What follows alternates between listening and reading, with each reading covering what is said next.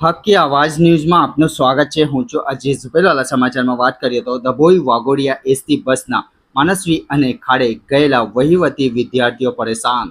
ડભોઈથી રોજ વહેલી સવારે વાઘોડિયા ખાતે આવેલ પારૂલ યુનિવર્સિટી, સુમનદીપ વિદ્યાપીઠ અને આઈટીએમ યુનિવર્સિટી સહિત જીઆઈડીસીમાં આવેલ જુદી જુદી કંપનીઓમાં નોકરી કરતા અપડાઉન કરનારા નોકરિયાતો અને મુસાફરોને ડભોઈ ડેપોમાંથી વાઘોડિયા જતી એસટી બસ તેમજ સાંજના 4 થી 6 વાગ્યા દરમિયાન પણ પરત ફરવા માટે એસટીની સુવિધા જ ન મળતી હોવાથી વિદ્યાર્થીઓ સહિત સેંકડો મુસાફરોને ભારે હાલાકીનો સામનો કરવાનો વારો આવ્યો છે તેમ જાણવા મળ્યું હતું।